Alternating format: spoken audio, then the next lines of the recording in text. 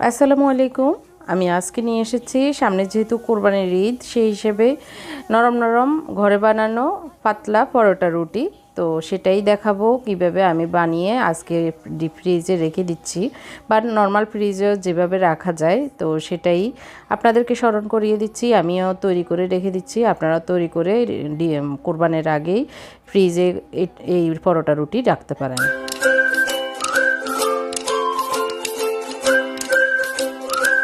এখানে আমি সম্পূর্ণ 2 কেজির একটা প্যাকেট আটার প্যাকেট খুলে নিয়ে নিয়েছি, আর দিয়ে দিচ্ছি 2 চামচ লবণ, আর দিয়ে দিচ্ছি তেল প্রায় 1/4 কাপের মতোই দিয়ে দিচ্ছি। আপনারা চাইলে এখানে চিনি দিতে পারেন, আমি আজকে চিনি দিইনি। তো সব কিছু একসাথে ভালো করে মিক্স করে নিচ্ছি। এভাবে একটু শুকনোভাবে মিক্স করে নেওয়ার পরে এখন আমি আস্তে আস্তে পানি দিয়ে দিয়ে এটাকে একটা ডো তৈরি করে নিচ্ছি। খুবই ইজি, আসলে আমরা যেভাবে পরোটা বানাই সেভাবেই করা আর কি। তো এখন যেহেতু সামনে ঈদ আসতেছে, আমরা আস্তে আস্তে এই পরোটা রুটি একটু বানিয়ে বানিয়ে রাখলে তো যখন জটপট খেতে মন চাইবে তখন ফ্রিজ থেকে নিয়ে আমরা খেতে পারি। অথবা হঠাৎ মেহমান আসলে, যদিও এখন করোনার কারণে হয়তো মেহমান আসবে কি আসবে না সেটা একটু সন্দিহান, তারপরেও হঠাৎ আসতেও পারে, তো সেই হিসেবে জটপট পরোটাগুলো চেকে আমরা যেভাবে হোক নাস্তা দিতে পারি আর কি। তো ভালোভাবে আমি এভাবে ডোটা করে নিচ্ছি, আর একটু একটু তেল দিয়ে দিয়ে একটু সফট করে আরও বেশি ভালো করে মুথে নিচ্ছি। আর যত মুথে নেওয়া যায় ততই ভালো।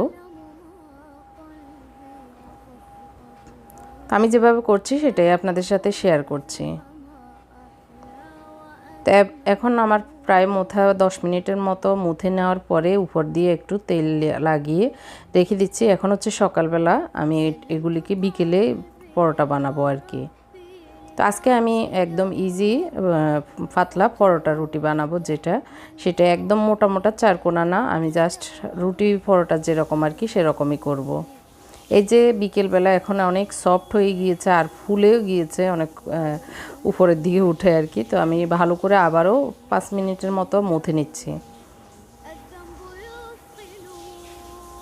আর সুন্দর একটা সফট ডো তৈরি হয়ে যায়। এই সফট ডো দিয়ে সুন্দর পাতলা পাতলা রুটি পরোটা হয়ে যায়। তো এগুলো বানাতে বেশি সময় লাগে না, কারণ সফট হয়ে যাওয়ার পরে এগুলো যখন সুন্দরভাবে মেলে যায় তখন ঝটপট পরোটা রুটি যেটাই আমরা বানাই সেটা হয়ে যায় আর কি।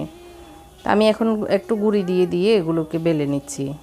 এখানে আসলে যে যার রুচি মতোই রুটি পরোটা মানে পরোটাটা বেলতে পারে। কেউ 3 কোনা পরোটা বানায়, কেউ 4 কোনা পরোটা বানায়, কেউ গোল পরোটা বানায়। আসলে যার যেভাবে সুবিধা সেভাবেই করে নিতে পারেন। আমি জাস্ট আজকে আইডিয়া দিচ্ছি, আপনারা এই কোরবানির আগে আস্তে আস্তে এই পরোটাগুলি বানিয়ে বা রুটি বানিয়ে রেখে দিতে পারেন আর কি, আস্তে আস্তে বানিয়ে রাখলে সুবিধা। তো আমি একটা পাতলা রুটি বানিয়ে এইভাবে লম্বা করে তারপরে গোল করে নিচ্ছি। আমি আজকে গোল গোল পরোটা বানাবো। এভাবে একটু ফেঁসিয়ে ফেঁসিয়ে সবগুলো আসলে এইভাবে লুচি বানিয়ে রাখছি। প্রথমে আমি সবগুলো লুচি বানিয়ে রেখে তারপর ঢাকনা দিয়ে রাখবো। রাখার পরে একে একে সবগুলো বেলে হালকা ভাবে ছেঁকে নিব আর কি। তো আমি কীভাবে করছি সেটাও দেখাচ্ছি। এটাতে একটু গুঁড়ি দিয়ে দিয়েছি, আপনারা চাইলে এরকম গুঁড়ি দিয়েও করতে পারেন। আর যদি এভাবে না করতে চান, শুধু যতটুকু আমরা পরোটা বানাবো সেটার লম্বা একটা চিকন করে আটাটাকে লম্বা করে তারপর এভাবে গোল করে নিলেও হয়ে যায়। সেটা হচ্ছে রুটি বানাতে না চাইলে আর কি প্রথম ধাপে।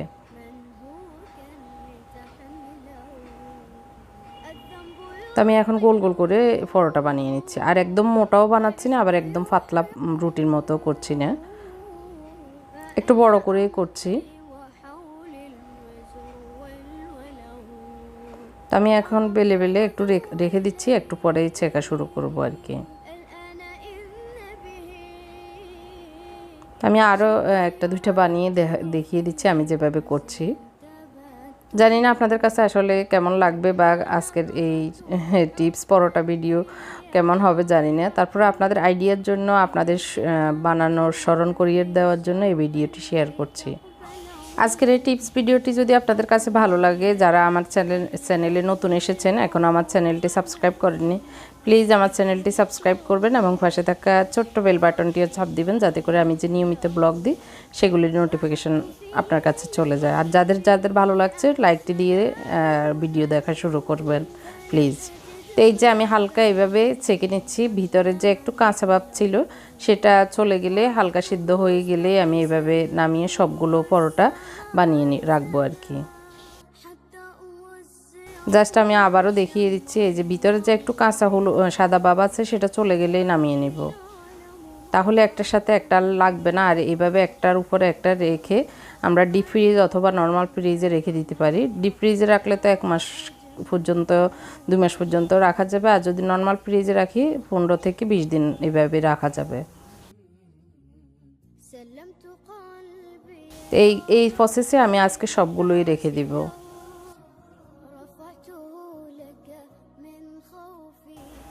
তো এখন আমি একটা বা দুইটা সেকে দেখাচ্ছি তেল দিয়ে। আজকে আমি একদম যে ফুলা রুটি, ফুলা পোলা পরোটা সেটা বানাবো না। আজকে আমি বলে দিয়েছি পাতলা পরোটা রুটি যেটা, সেটাই। এই পাতলা পরোটা রুটি দিয়ে গোশত দিয়ে খেতে অনেক ভালো লাগে। একদম মোটা পরোটা দিয়ে কিন্তু গোশত খেতে আমার মনে হয় আর কি বেশি একটা ভালো লাগে না।